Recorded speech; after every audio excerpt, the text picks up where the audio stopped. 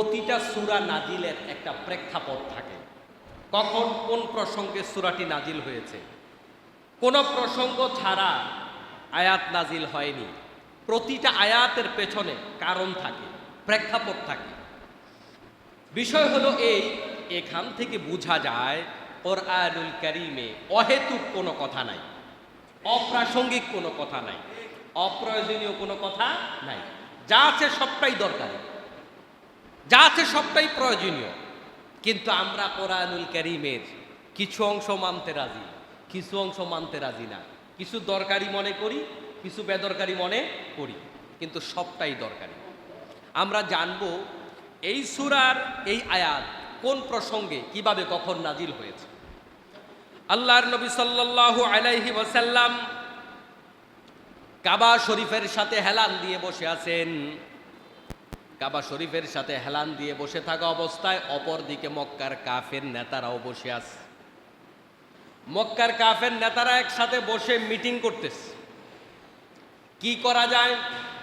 দীর্ঘদিন ধরে আমরা মুহাম্মদ সাল্লাল্লাহু আলাইহি ওয়াসাল্লামকে তার নবুয়তি কার্যক্রম, এই আন্দোলন সংগ্রাম না করার জন্য অনুরোধ করে আসছি, বুঝাইয়া আসছি। অনুরোধ করলাম, বুঝালাম, চাপ দিলাম, মারপিট করলাম, কোনোভাবেই তার নবুয়তের কার্যক্রম বন্ধ হচ্ছে না। তার দাওয়াতি মিশন যদি এভাবে চলতে থাকে, একটা সময় আমরা আমাদের অস্তিত্ব হারিয়ে ফেলব, আমাদের বংশমর্যাদা হারিয়ে ফেলব, আমাদের ধর্মীয় যে অবস্থাটা সেটা নষ্ট হয়ে যাবে একটা পর্যায়ে। এমত অবস্থায় উতবা ইবনে রাবিয়া তিনি প্রস্তাবনা পেশ করলেন, ও মক্কার লিডাররা, মক্কার কাফের নেতারা, শোনো, তোমরা তো অনেক চেষ্টা করেছ, যদি তোমরা আমাকে মত দাও তাহলে আমি ভাতিজা মুহাম্মদের কাছে যাই, আমি তাকে একটু বুঝাইয়ার চেষ্টা করি কোনোভাবে সেই পথ থেকে ফেরানো যায় কিনা। মক্কার কাফেররা বলল, ঠিক আছে, তাইলে আপনি যান, আমি কোনো গল্প আপনাদের শোনাচ্ছি না, এটা এই সূরা নাজিলের প্রেক্ষাপট।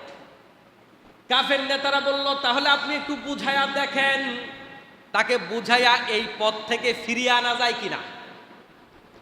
আল্লাহর নবীর কাছে উতবা ইবনে রাবিয়া গেলেন, গিয়ে বললেন, ভাতিজা, তুমি তো জানো তোমার মর্যাদা কত, তুমি কোন বংশের লোক। অনেক প্রশংসা করলেন রাসূলের, তুমি জীবনে মিথ্যা কথা বলো না, তুমি অনেক ভালো মানুষ, তোমার অনেক খ্যাতি আছে, কিন্তু তুমি এই অসামাজিক কার্যক্রমটা কেন করতেছ? সমাজের মধ্যে দ্বন্দ্বটা কেন লাগাইতেছ? সমাজের মধ্যে ফিতনাটা কেন লাগাইতেছ? আল্লাহর নবীকে প্রশ্ন করতেছে। কথা কি আপনারা বুঝতেছেন? আচ্ছা, রাসূল কি সমাজে ফিতনা লাগাইছে? রাসূল সমাজে দ্বন্দ্ব লাগাইছে? কিন্তু বলেটা কি? এই নাজিলের যে প্রেক্ষাপট, প্রতিটা লাইন আপনার আমার জীবনে, আপনার আমার সমাজে, আপনার আমার রাষ্ট্রে প্রয়োজনীয়। প্রতিটা লাইনের গুরুত্ব আছে। তার মানে এই শানে নজুল আমাকে আপনাকে শিক্ষা দেয়, আজও যদি আপনি দিনের পথে ভালো কাজ করেন, একটা শ্রেণী বলবে, হুজুর আপনারাই সমাজে যত ঝামেলা লাগান। ঝামেলা কি হুজুর লাগাইছে? কথা বুঝেন নাই? রাসূলকে বলে, ভাতিজা, এত ঝামেলাটা তুমি সমাজে কেন লাগাইতেছো? এত ফিতনা তুমি সমাজে কেন লাগাইতেছো? ফিতনা কি রাসূল লাগাইছে? না। আল্লাহর নবীকে বললেন, ভাতিজা, তোমাকে আমি কয়েকটা প্রস্তাবনা দেই। এক নাম্বার প্রস্তাবনা হলো এই, আসলে তোমার মতলবটা কি আমাকে বলো। তোমার মতলব যদি বড় নেতা হওয়ার ইচ্ছা, এটা যদি তোমার মতলব হয়ে থাকে, তাহলে আমরা তোমারে সবাই মিলে ভোট দিয়া আমরা তোমারে বড় নেতা বানায়া দেব। যা ছিল ঠিক আছে তো, নষ্ট করেন না, আমরা তোমারে বড় নেতা বানায় দিব যদি হইতে চাও। তোমার দ্বিতীয় প্রস্তাবনা দেই, তুমি যদি সুন্দরী কোনো নারী বিয়ে করতে চাও, তাহলে মক্কার সবচাইতে সুন্দরী নারীটা তোমার সাথে বিয়ে দিয়ে দেব। আর এই কার্যক্রম দিয়া যদি তুমি টাকাওয়ালা হইতে চাও, শিল্পপতি হইতে চাও, তাইলে তোমারে আমরা সবাই মিলে অর্থবৃত্ত দিয়া বড় শিল্পপতি বানায় দিব, টাকাওয়ালা বানায় দিব। অনেকগুলা প্রস্তাব আল্লাহর নবীকে দিলেন। সর্বশেষ বললেন, ভাতিজা, অপরদিকে এটাও যদি হয়ে থাকে, আসলে তোমার মাথায় ডিস্টার্ব হয়েছে। নাউজুবিল্লাহ বলেন। তোমার মাথায় ডিস্টার্ব হয়েছে কিংবা তোমারে ভূতে ধরছে, এই জন্য তুমি উল্টাপাল্টা বলতেছো। নাউযুবিল্লাহ। যদি এমন হয় তাহলে তোমাদের চিকিৎসা দেশে না হইলে প্রয়োজনে বিদেশ নিয়ে যাবো। তোমারে আমরা ভালো চিকিৎসা করাবো, কোনটা তোমার সমস্যা বলো। উতবা ইবনে রাবিয়া আল্লাহর নবীর কথা মনোযোগ দিয়ে শুনলেন। আল্লাহর নবী কাবা শরীফের সাথে হেলান দেয়া ছিলেন, সোজা হয়ে বসলেন। বললেন, চাচা আপনার কি কথা বলা শেষ হইছে? রাসূলের সুন্নাত হলো কারোর সাথে কথা বলার সময় তাকে সুযোগ দেয়া, তার কথাটা মন দিয়ে শোনা। সুবহানাল্লাহ। তাইলে আমরা এই খুতবার আলোচনায় শিখলাম কি? রাসূলের সুন্নাত হলো নিজে কথা বেশি না বলা, কথা শোনা। আগে শুনবেন তারপরে বলবেন। সমাজে যত ঝামেলা হয়, অনেক কারণ যদি বলি, পারিবারিক জীবন, সামাজিক জীবন, রাষ্ট্রীয় জীবন, দ্বন্দ্ব কলহ, ঝগড়া, মারামারি, খুন পর্যন্ত হয়। এই দ্বন্দ্ব কলহের অনেক কারণের মধ্যে একটা কারণ হইল কথা শোনার আগে ঝামেলা লাগাই দেয়। আছে না নাই বলেন তো? শুনলে কিন্তু ঝামেলাটা হইতো না, অর্ধেক শুনেই ঝামেলা লাগাই দেয়। আল্লাহর নবীর সুন্নাত হলো কথা শুনতেন, মনোযোগ দিয়ে কথা শুনতেন। রাসূল মনোযোগ দিয়ে কথা শুনলেন, শোনার পরে বললেন, চাচা আপনার কথা কি শেষ হইছে? শেষ হইলে এবার আমি একটু কথা বলি। বিশ্বনবী সাল্লাল্লাহু আলাইহি ওয়াসাল্লাম কথা বলা শুরু করলেন। কথা বলেন কোরআন দিয়ে। আল্লাহ রাব্বুল আলামিন সূরা হামিম আস-সাজদা নাজিল করলেন, রাসূল তিলাওয়াত করলেন। হামিম তানজিলুম মিনার রাহমানির রাহিম। এভাবে শুরু থেকে শেষ পর্যন্ত তিলাওয়াত করলেন। উতবা ইবনে রাবিয়া এত বেশি মন্ত্রমুগ্ধের মতো কথা শুনতে থাকলেন। উতবা ইবনে রাবিয়া তেলাওয়াতের ভিতরে এমন ভাবে ঢুকে গেল, সে যে কোন উদ্দেশ্যে আসছে সেটাই সে বলে গেছে। আল্লাহু আকবার। কেন আইছে ওইটাই মনে নাই ওর, ওই আসল কথা ভুলে গেছে, তেলাওয়াতের ভিতরে ডুবে গেছে। সুবহানাল্লাহ। এই হামিম আস-সাজদা যে নামকরণ হইল, কেন নামকরণ হইল ফাঁকি দিয়ে বলি। সূরাটা শুরু হয়েছে হামিম শব্দ দিয়ে। এই হামিম থেকে হামিম শব্দটা নেওয়া হলো। আবার এই সূরার মধ্যে আছে একটা সিজদার আয়াত। সিজদার আয়াত তেলাওয়াত করলে সিজদা দেয়া ওয়াজিব। তাহলে এই সূরার যে নামকরণ হলো হামিম আস-সাজদা, কেন এইভাবে নামকরণ হলো, কিভাবে নামকরণটা করা হলো? প্রথম আয়াতের হামিম নেওয়া হয়েছে, আর যেহেতু এই সূরার মধ্যে সিজদার আয়াত আছে, এই দুই মিলে সূরার নাম হলো হামিম আস-সাজদা। কথা কি বুঝতে পারছেন? তাহলে হামিম আস-সাজদা কেমনে নাম হইল? প্রথম আয়াত থেকে শব্দটা নেওয়া হলো হামিম, আর যেহেতু সূরাটার মধ্যে একটা সিজদা আছে, এই দুইটার সংমিশ্রণের নামকরণ হলো হামিম আস-সাজদা। আমি কথাটা 3 বার বলেছি। কেন বলেছি? অনেকে মনে করে জুমার নামাজ শুধুমাত্র কানসুক করা না, এটা কোরআনের ক্লাস। একটা সপ্তাহ পুরা সমাজে গঠিত বিষয়, দেশে গঠিত বিষয়, সামাজিক বিষয়, অন্যান্য বিষয়, মানুষের সমস্যা, ইবাদত, সমসাময়িক আমল, এই সব বিষয় নিয়ে ইমাম সাহেব কথা বলবেন। ইমাম সাহেব শুধু আপনারা ধর্মীয় নলেজ দিবেন এটা নয়, এজন্য এটা গুরুত্বপূর্ণ ক্লাস। এই কারণেই আমি গুরুত্বপূর্ণ কথাগুলো বারবার রিপিট করছি। তো হামিম আস-সাজদা, যেহেতু সূরার মধ্যে সিজদার আয়াত আছে, রাসূল সাল্লাল্লাহু আলাইহি ওয়াসাল্লাম তিলাওয়াত করতেছেন, উতবা ইবনে রাবিয়া কান খাড়া করে শুনতেছেন। শোনার পরে তিলাওয়াতের মাঝখানে কোনো কথা নাই, কারণ সে তো তিলাওয়াতের মাঝে ডুবে আছে। সুবহানাল্লাহ। তিলাওয়াত শেষ, এখন সিজদার আয়াত তিলাওয়াত হয়েছে না? তাহলে সিজদা দেয়া ওয়াজিব হয়েছে নাকি? এবার রাসূল সাল্লাল্লাহু আলাইহি ওয়াসাল্লাম তিলাওয়াতের শেষে একটা সিজদা দিলেন।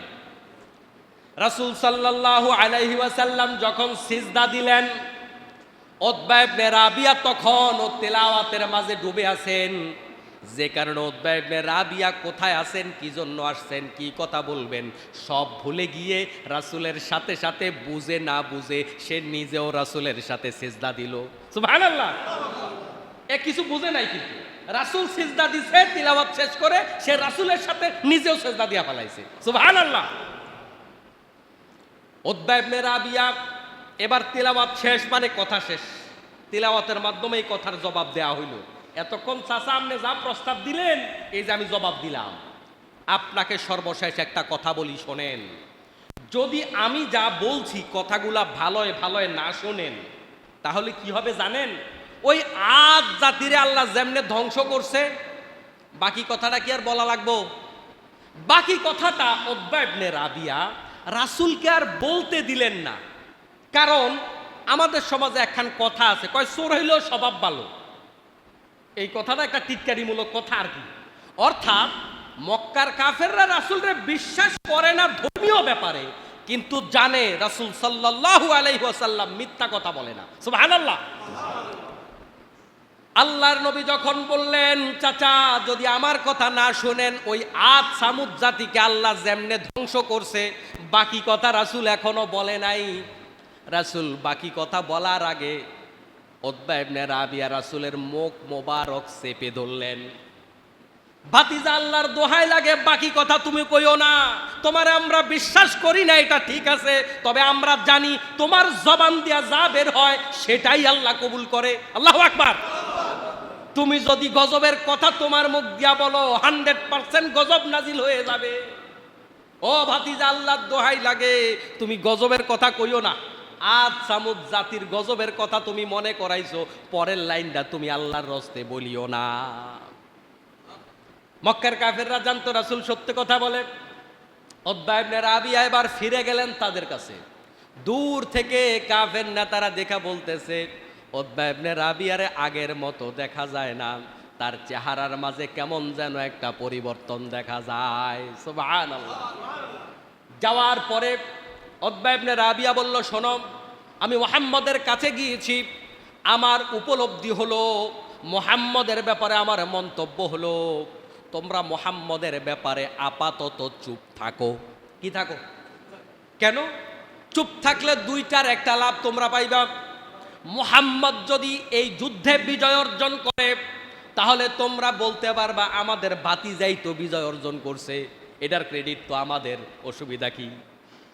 লস তো হয় নাই, নেতা হইছে তো আমাদের ভাতিজা নেতা হইছে, অসুবিধা কি? আর যদি মুহাম্মদ পরাজিত হয়, তাতেও তোমাদের লাভ, কারণ তোমরা তার পরাজয় কামনা করছিলা, তাই না? তো পরাজয় হইলেও ভালো, আর বিজয়ও যদি হয়ে যায় তো তোমাদের ভাতিজাই তো বিজয় হয়েছে, অসুবিধা কি? এবার মক্কার কাফের নেতারা বলতে শুরু করলো, তোমারেও বুঝি জিনে বুতে ধরছে মুহাম্মদের কাছে যাইয়া। নাউজুবিল্লাহ বলেন। এ হলো এই সূরা নাজিলের প্রেক্ষাপট। কোরআনুল কারীমের সেই মুআজিজা আজও আছে। আপনি হৃদয় দিয়া কোরআন শোনেন, হৃদয় দিয়া কোরআন পড়েন, আপনার হৃদয়ের মাঝে দাগ কাটবে। সুবহানাল্লাহ। কোরআন এমন এক কিতাব যেটা এখনকার কথা বলে, এখনকার কথা বলে। আমি কোরআন পড়ি না মন দিয়ে, আপনি মন দিয়া পড়ে দেখেন, আয়াতগুলো এমনভাবে সাজানো, সকালে আপনি পরিবারে ঝগড়া করে কোরআন পড়া শুরু করেন, দেখবেন এমন আয়াত আপনার সামনে পড়বে, মনে হবে যেন এটা কি আমার পরিবার নিয়ে নাজিল হয়েছে। মাঝে মাঝে হুজুররা ওয়াজ করলে দেখবেন কেউ কেউ খেপে যায়, কয় হুজুর আমারে গুতাটা দিল, এরকম মনে হয়। আমি অনেক মাহফিলে দেখছি, পরবর্তীতে রিভিউ আসে, কয় হুজুর মনে হয় শিখাই দেওয়া হয়েছে। এক মাহফিলে গিয়ে হঠাৎ করে আলোচনা করলাম, মসজিদ কমিটি কারা কারা থাকবে, কোরআনের আয়াত কি বলে, আমি তো আর জানি না। আলোচনা শেষ করে আসলাম, আসার পরে এবার আমার সাথে তাদের কমিটির একজন আসলো। পরে ওই লোক বলতেছে যে আমাদের কমিটির ভিতরে ঝামেলা, আমারে কমিটির লোকেরা জিজ্ঞেস করতেছে হুজুর এই কথা মনে করাই দিছে কেডা। আমি তো কিচ্ছু জানি না। কোরআনুল কারীম এমন এক কিতাবের নাম, আপনি হৃদয় দিয়ে তিলাওয়াত করেন, দেখবেন আপনার পরিবারের সমস্যা ওখানে আছে, মনে হবে যেন আজই নাজিল হয়েছে আয়াত। আপনার সমাজের সমস্যা ওখানে আছে, মনে হবে যেন আজই নাজিল হয়েছে। আপনার মসজিদের সমস্যা, বাহিরের সমস্যা আপনি ওখানে খুঁজে পাবেন। সুবহানাল্লাহ। প্রিয় মুসলমান ভাইয়েরা, তাহলে এই সূরার যে আয়াত আমি আপনাদের সম্মুখে তেলাওয়াত করেছি, আমরা এটাকে সামনে রেখে কিছু কথা বলতে চাই। আল্লাহ পাক তৌফিক দান করুক, আমিন। এই সূরার 30 নম্বর আয়াত আমরা তিলাওয়াত করেছি। ইন্নাল্লাযীনা ক্বালু রাব্বুনাল্লাহু থুম্মা ইসতাকামু তাতানাজ্জালু আলাইহিমুল মালায়েকা, নিশ্চয় যারা বলে ক্বালু রাব্বুনাল্লাহ, আমাদের রব একমাত্র আল্লাহ, এই ঘোষণা যারা দেয়, সুম্মা ইসতাকামু, ওই ঘোষণা দেওয়ার পরে ওই কথার উপর টিকে থাকে, অনর এবং অবিচল থাকে, তাতানাজ্জালু আলাইহিমুল মালাইকা, আল্লাহ পাক তাদের উপর রহমতের ফেরেশতা দিয়ে সাহায্য করে। আল্লাহ তাখাফু, ওই ফেরেশতা তাদেরকে বলে ভয় পেও না, ওয়ালা তাহজানু, হতাশ হয়ে যেও না, ওয়া আবশিরু বিল জান্নাহ, তোমাদের জন্য রয়েছে জান্নাতের শুভ সংবাদ, আল্লাতী কুনতুম তুআদুন, যেই জান্নাতের শুভ সংবাদ আল্লাহ তোমাদেরকে ওয়াদা স্বরূপ দিয়েছে। সুবহানাল্লাহ। আমার মুসলমান ভাইয়েরা, তাহলে জান্নাতের শুভ সংবাদ পাওয়ার জন্য শর্ত দুইটা। কয়টা? এক নাম্বার শর্ত হলো ক্বালু রব্বুনাল্লাহ, আল্লাহকে রব হিসাবে স্বীকৃতি দেয়া। এখন এই রব কাকে বলে? আমরা তো সবাই আল্লাহকে রব মানি। আল্লাহ তাআলা কোরআনুল কারীমের পাতায় পাতায় রবের কথা বলেছেন। তুলনামূলক রবের কথাটা আল্লাহ পাক বেশি বেশি বলেছেন। ওয়ালিল্লাহিল আসমাউল হুসনা, তার অনেক সুন্দর সুন্দর নাম আছে।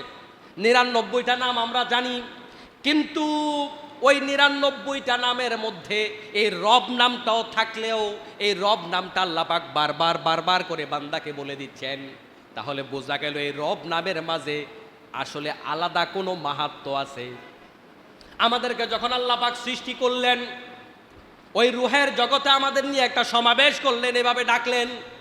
আল্লাহ বললেন আলাস্তু বিরব্বিকুম, আমি কি তোমাদের রব নই? আল্লাহ পাক সেখানে বলতে পারতেন আমি কি তোমাদের স্রষ্টা নই?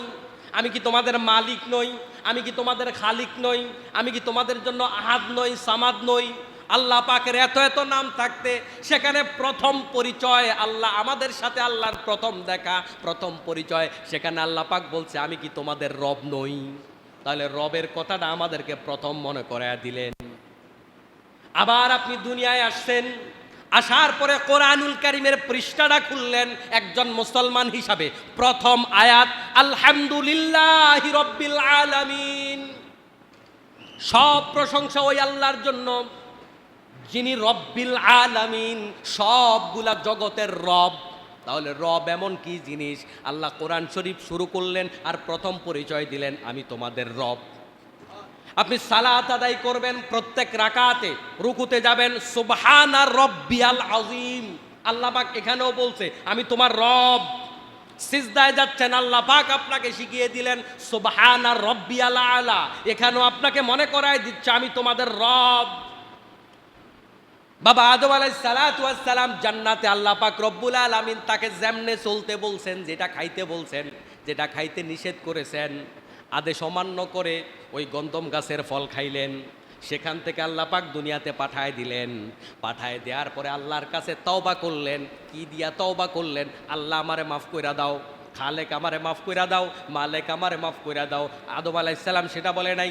আদম আলাইহিস সালাম বলেছেন রব্বানা যালামনা আনফুসানা ওয়া ইল্লাম তাগফির লানা ওয়া তারহামনা লানাকুনান্না মিনাল খাসিরিন। আদম আলাইহিস সালাম আল্লাহর কাছে ক্ষমা চাইলেন। এটাই তো দুনিয়াতে প্রথম তাওবা। এটা দুনিয়াতে কি তাওবা? প্রথম তাওবা। এর আগে তো আর কেউ তাওবা করে নাই। তো প্রথম তাওবার ভিতরে কি আছে? রব আছে। প্রথম তাওবার ভিতরে রব। আবার আপনি আল্লাহর কাছে কেমনে দোয়া করবেন? আল্লাহ কোরআনুল কারীমে বিভিন্ন জায়গায় শিখাচ্ছে রব্বানা আতিনা ফিদ দুনিয়া হাসানা ওয়া ফিল আখিরাতি হাসানাতাও ওয়া কিনা আযাবান নার।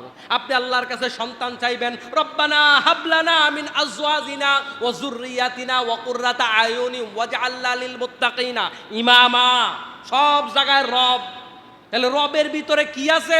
আল্লাহ পাক রবটাকে আমাদের বারবার কেন মনে করায় দিচ্ছেন? আবার যখন আপনি কবরে যাবেন, কবরে যাওয়ার পরে ফেরেশতা জিজ্ঞেস করবে মার রব্বুকা, তোমার রব কে? কি আজব ব্যাপার! সব জায়গায় রব কেন? আল্লাহর তো অনেক নাম আছে। পরীক্ষায় যেটা আসবে সেটাই টিচার বেশি বেশি পড়ায়। কারণ আমাদের কবরের পরীক্ষার ১ নাম্বার প্রশ্ন হলো তোমার রবটাকে, সেটা বলো। রব মানে হলো তুমি দুনিয়াতে কার বিধান মেনেছো?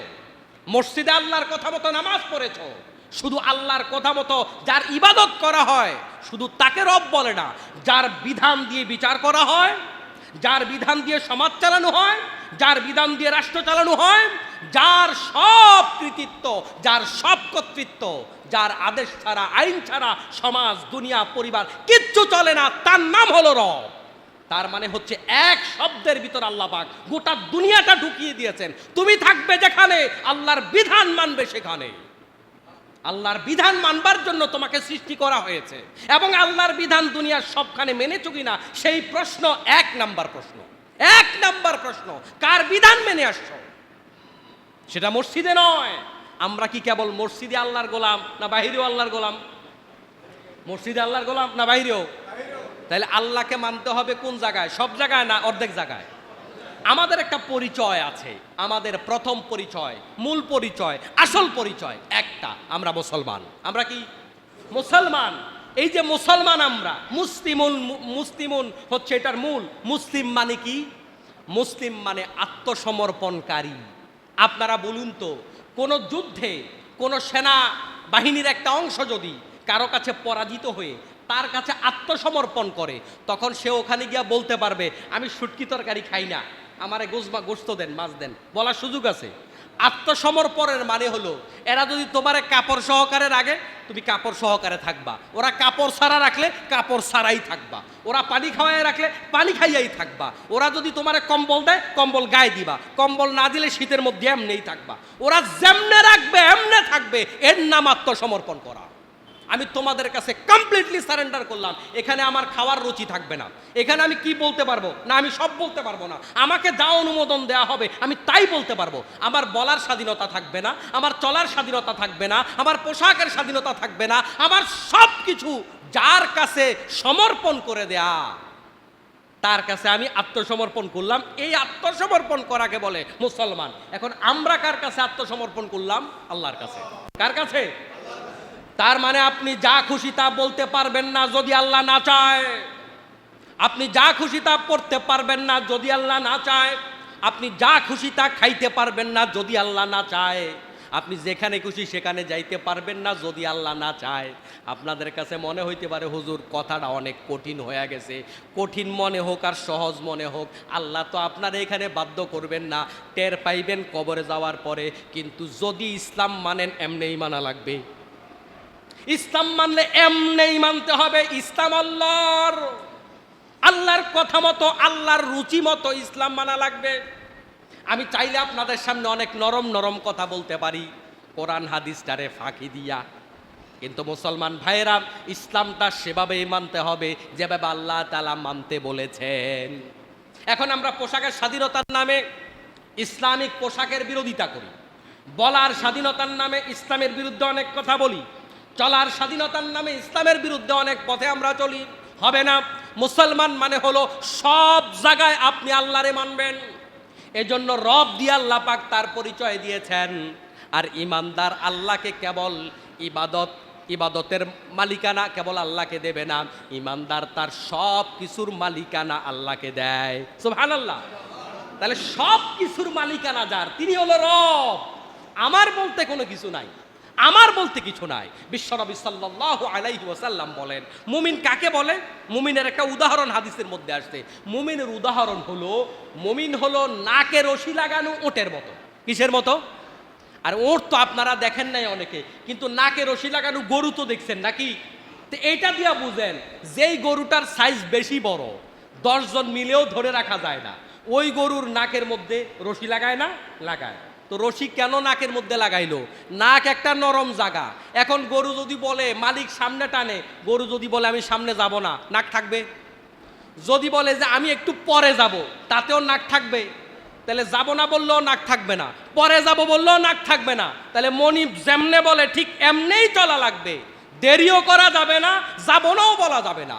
এর নাম হলো নাকে রশি লাগানো। তাহলে আপনি আমি মুসলমান মানে হলো আল্লাহর সকল বিধান, নবীর সকল সুন্নাহকে এমনভাবে মানতে হবে, ভাল লাগে না একটু পরে, তারপরে রমজানের পরে, ঈদের পরে, এটা বলবার কোনো সুযোগ নাই। রাসূল এক উদাহরণ দিয়ে আমাদেরকে বুঝ দিয়া গেছেন, আপনার আমার নাকের মধ্যে আল্লাহর ইসলামের রশি লাগানো।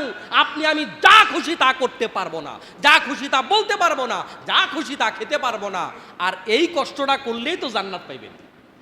এটা তো কঠিন কথা বললাম, তো এই কঠিনের পরেই তো জান্নাত। আপনি জান্নাতে যাবেন, একটু কষ্ট করতে হবে না? তাহলে 1 নাম্বার জান্নাতে যাওয়ার আমল হলো আল্লাহকে রব হিসাবে মানা। শুধু আল্লাহকে ইবাদতের মালিকানা দেয়া এমন নয়, ইবাদতের জন্য আল্লাহকে মানি, বাহিরে আল্লাহকে মানি না, ব্যবসায় আল্লাহকে মানি না। এই যে ঢাকা শহরে আমরা যারা আছি, এখানকার একটা বড় অংশ ব্যবসায়ী। আপনি ব্যবসায় ওজনে কম দিচ্ছেন, আপনি প্রকৃতি ইমানদার হতে পারেননি। আপনি খাদ্যে ভেজাল দিচ্ছেন, আপনি প্রকৃতি ইমানদার হতে পারেননি। আপনি সুদের ব্যবসা করছেন, আপনি প্রকৃতি ইমানদার হতে পারেননি। সব কাজের ভিতরে আপনি আল্লাহকে মানবেন। যেখানে কেউ দেখে না, সেখানে আমার আল্লাহ রাব্বুল আলামিন আমাকে দেখছে, এটা যিনি মনে করবেন তিনি মুসলমান। সুবহানাল্লাহ।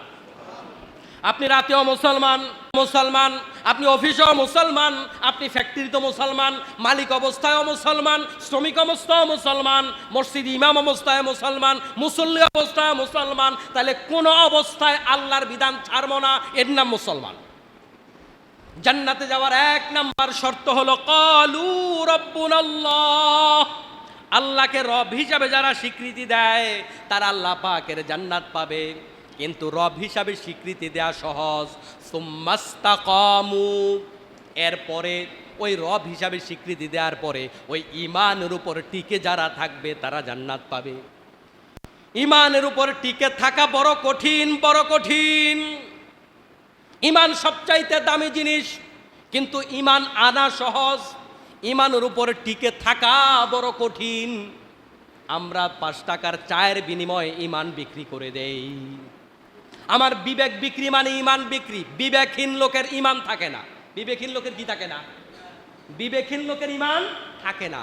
লাহুম কুলুবুন লা ইয়াফকাহুনা বিহা ওয়া লাহুম আ'য়ুনুন লা ইউবসিরুনা বিহা ওয়া লাহুম আযানুন লা ইয়াসমাউনা বিহা উলাইকা কাল আনআমি বাল হুম আদাল। আল্লাহ পাক বলেন, যাদের কলব আছে কিন্তু বুঝে না, হৃদয় আছে সত্যটা রিসিভ করে না, হিংসার কারণে, স্বার্থের কারণে, অসুবিধার কারণে, ডিস্টার্ব হয়, এই কারণে সত্যটা রিসিভ করে না। কিন্তু কান আছে, কান দিয়া শোনে না সত্য। চোখ আছে, চোখ দিয়া সত্যটা দেখে উপলব্ধি করতে যারা পারে না। এক কথায় যারা কানকে ব্যবহার করে না, চোখ ব্যবহার করে না, কলব ব্যবহার করে না, বিবেক ব্যবহার করে না, আল্লাহ বলে উলাইকা কাল আনআমি বাল হুম আদাল। তারা জন্তু জানোয়ারের মতো, বাল হুম আদাল, তার চাইতে আরো বেশি নিকৃষ্ট। তাহলে জন্তু জানোয়ারের কি ঈমান আছে নাকি? তাহলে ঈমান থাকে না মানুষের বিবেক না থাকলে।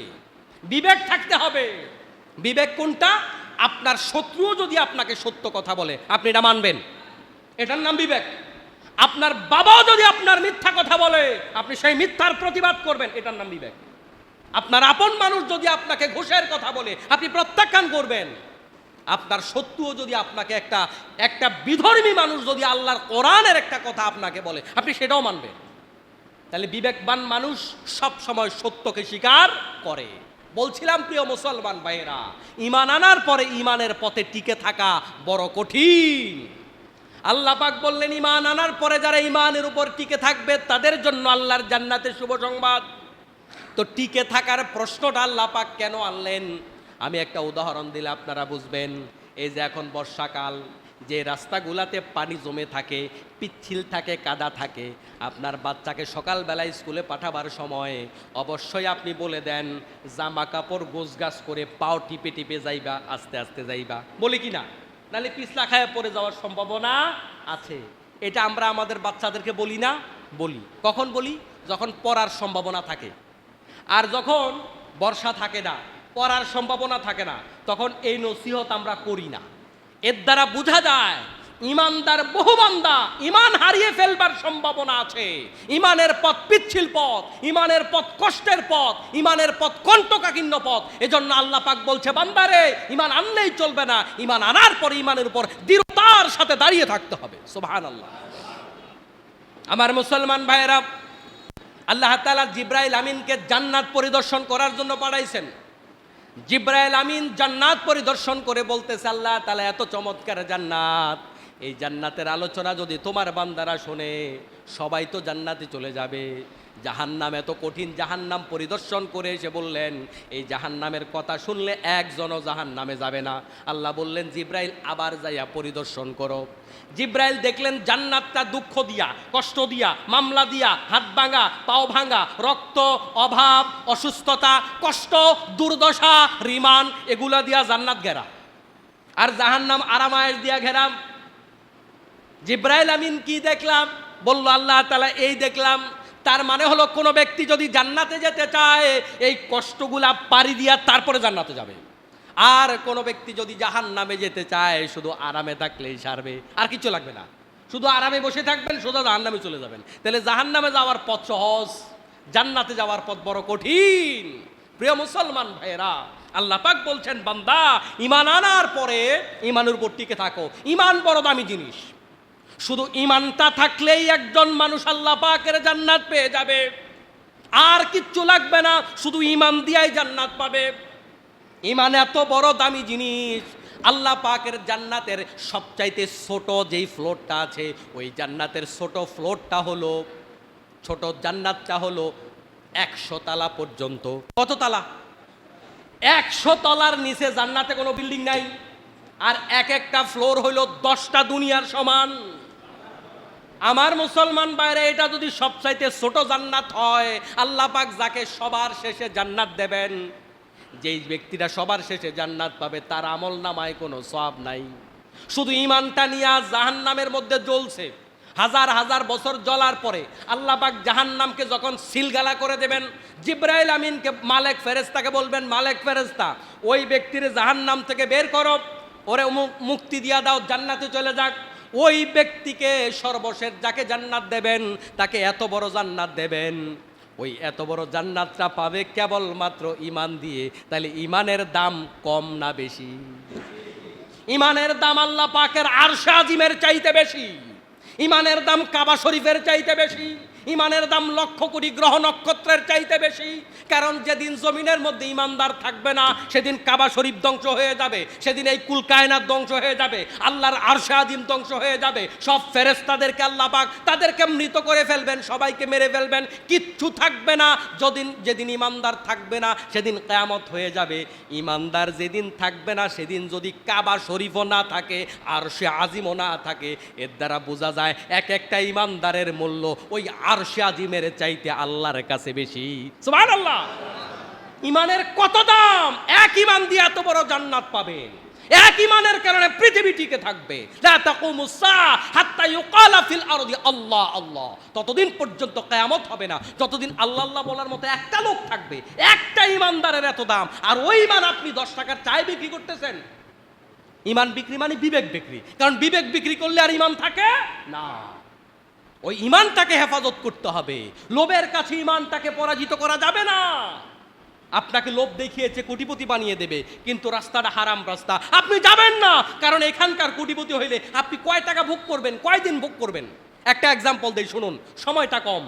আমাদের সমাজের ম্যাক্সিমাম মানুষ এমন, যারা কামাই করতে করতে করতে করতে একটা পর্যায়ে তার জীবনের যে টার্গেট থাকে, যে এখানে একটা বাড়ি করবে, একটা জায়গা কিনবে, 2 তালা বাড়ি করে অন্তত 2টা ছেলের 2 তালা দিয়ে যাবে, এই কনক্লুশন টানতে টানতে একটা মানুষের বয়স হয়ে যায় 50 থেকে 60, ঠিক কিনা? আচ্ছা, এরপরে মানুষটা কয়দিন বাঁচে না। অনেকে অর্ধেক বিল্ডিংয়ের কাজ শেষ, এবার কবরে চলে যায়। তার মানে আপনি যে টাকার পিছনে ঘুরে ঈমান শেষ করছেন, ওইটা ম্যাক্সিমাম লোক সমাজের ভোগ করতে পারে না। ম্যাক্সিমাম মানুষ, আমাদের কামাই আমরা ভোগ করতে পারি না, ওইটার জন্য আপনি ঈমান কেন নষ্ট করবেন? প্রিয় মুসলমান ভাইয়েরা, এরপরে মানুষ ক্ষমতার জন্য ঈমান হারা হয়ে যায়, মানুষ টাকার জন্য ঈমান হারা হয়ে যায়, মানুষ সৌন্দর্যের পেছনে ঘুরে ঈমান হারা হয়ে যায়, মানুষ এই ঈমান যে চুরি হয়ে যাচ্ছে এটার খবরও রাখে না। প্রিয় ভাই, সবচাইতে দামি জিনিস যেহেতু ঈমান, মনে রাখবেন দামি জিনিসটাই চুরি হয় বেশি, কম দামি জিনিস চুরি হয় না। কম দামি জিনিসের ডুপ্লিকেট হয় না, জাপানি জিনিসের ডুপ্লিকেট হয়, চাইনিজ মালের ডুপ্লিকেট হয় না। কথা কি বুঝেন? তাহলে দামি যেটা সেটার ডুপ্লিকেট হয়। এজন্য সমাজে বহু ডুপ্লিকেট ইমানদার আছে, ডুপ্লিকেট ইমানদার আছে। 1000 টাকার নোটের জাল হয়, 5 টাকার নোটের জাল হয় না। দামি জিনিসটাই জাল হয়। ঈমান সবচেয়ে দামি জিনিস, এটা আপনি আমি কম বুঝলেও শয়তান বেডা খুব ভালো বুঝে। এর জন্য শয়তান 24 ঘন্টা মিশন এবং ভীষণ চালায় মুমিনের ঈমান ধ্বংস করবার জন্য। ঘুমের মধ্যে তাকে নষ্ট করবে, এবং সর্বশেষ শয়তান চান্স নিবে। আপনি যখন মৃত্যু শয্যায় থাকবেন, শয়তান আসবে আপনার বাবার বেশ ধরে, এসে বলবে, বাবা আমি তো মৃত্যুবরণ করেছি, কই মোল্লারা যে ওয়াজ করছে আর চিল্লাইছে জান্নাত জাহান্নাম, কিচ্ছু নাই, সব বোকাস। শয়তান আপনার মায়ের বেশ ধরে এসে বলবে, এই পরকাল জান্নাত জাহান্নাম সব মিথ্যা, হুজুররা মিথ্যা কথা বলেছে। একটু ভেবে দেখুন তো, আপনার মা যদি আপনাকে এই কথা বলে, আপনার বাবা যদি আপনাকে এই কথা বলে, এই সময় ঈমান রক্ষা করা সহজ না কঠিন?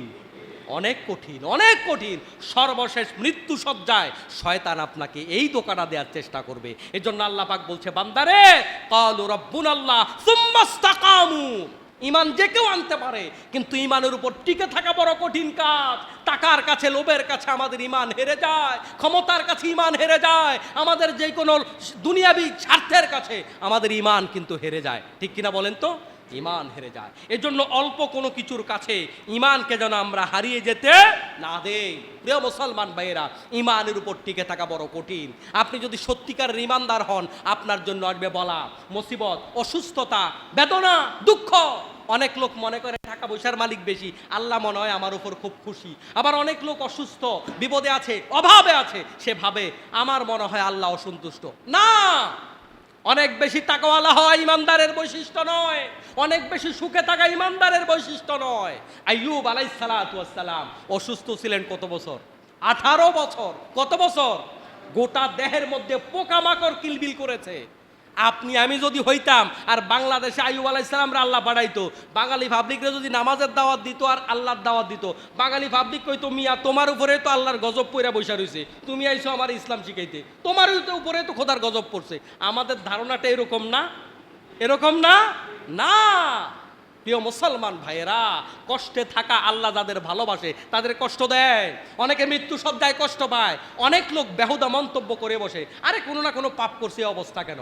আল্লাহ যাদের ভালোবাসে, এই অল্প কিছু গুনাহ নিয়ে কবরে নিতে আল্লাহ চায় না।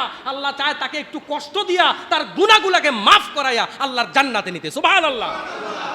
মুমিন ব্যক্তিকে বেহুদা আল্লাহ পাক একটা কষ্টও দেয় না। আপনি এই যে গোশবাগ বাস স্ট্যান্ড গেলেন, কোনো জায়গার থেকে আসলেন, কোনো কারণে টাকা পয়সা খরচ হয়ে গেছে, এখন নেমে দেখলেন মাত্র 10 টাকার রিক্সা ভাড়া, 10 টাকাই পকেটে ছিল, পকেটে হাত দিয়ে দেখেন বরবাদ, 10 টাকা নাই। এলাকার মাতাব্বর আমি 10 টাকা যে পকেটে নাই, রিক্সাওয়ালার যদি না দিতে পারি, ইজ্জত তো গেল। এরকম একটা ভাব হয় না? ডান পকেটে হাত দিয়ে দেখলেন সর্বনাশ, 10 টাকাই ছিল পকেটে, এখন 10 টাকাই নাই, এটাই কেমনে হারাই গেছে।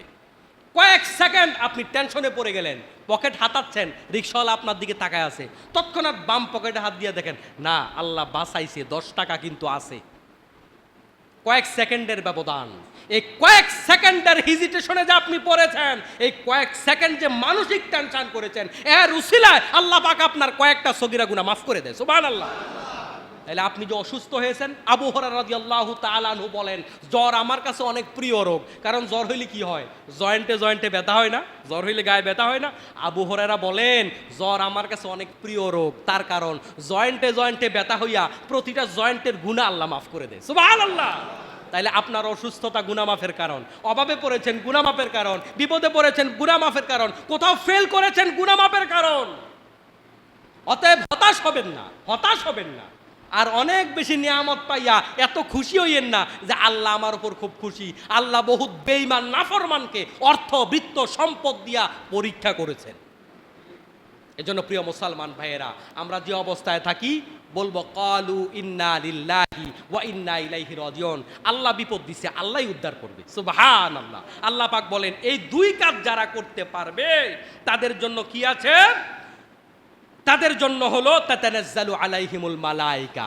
আল্লাহ পাক ফেরেশতা পাঠিয়ে দিবে মৃত্যুর সময়। ফেরেশতা আইসা কি বলবে? আল্লাহ তাখাফু ওয়ালা তাহজানু ওয়া আনতুমুল আলাউনা ইন কুনতুম ওয়া আনতুমুল আল্লাহ তাহজানু। আল্লাহ পাকের ফেরেশতারা বলবে, আল্লাহ তাখাফু ওয়ালা তাহজানু, তোমরা ভয় পেও না, নিরাশ হয়ে যেও না। ও আবশিরু বিল জান্নাতিল্লাতি কুনতুম তুআদুন। অর্থাৎ বান্দা যখন হতাশ হয়ে যাবে, মৃত্যু সজ্জায় যখন ঈমান হারানোর কাছাকাছি চলে যাবে, তখন ফেরেশতা তাকে অভয় দিবে আর জান্নাতের ছবি দেখাবে। কি দেখাবে? জান্নাতের ছবি। জান্নাতের ছবি যখন দেখাবে, আল্লাহর বান্দার মৃত্যুটা কলসি থেকে পানি ঢাললে যত সহজে পানিটা পড়ে যায়, রূহটা তত তাড়াতাড়ি বের হবে, কারণ জান্নাতে যাওয়ার লোভ তার ভিতরে কাজ করবে। সুবহানাল্লাহ। আর যাকে জাহান্নাম দেখাবে, ওই ব্যক্তির রূহটা বের হইতে চাইবে না, কারণ সে জাহান্নামে যাইতে চাইবে না। তাহলে জান্নাতে যাওয়ার জন্য, মৃত্যু সহজ হওয়ার জন্য ঈমান আনার পরে, আর ঈমানটা আনতে হবে সব ক্ষেত্রে, সঠিকভাবে ধৈর্য ধারণ করতে হবে, কষ্ট মোকাবেলা করতে হবে। আল্লাহ পাক আমাদের জান্নাতের শুভ সংবাদ দিবেন। এতক্ষণ পর্যন্ত যে কথাগুলো বলেছি, আল্লাহ তাআলা আমাদের সবাইকে আমল করার তৌফিক দান করুন। হাদা মা ইনদি ওয়াল ইলমু ইনদাল্লাহি আলাইহি তাওয়াক্কালতু ওয়া ইলাইহি উনীব। আসসালামু আলাইকুম ওয়া রাহমাতুল্লাহি ওয়া বারাকাতুহু।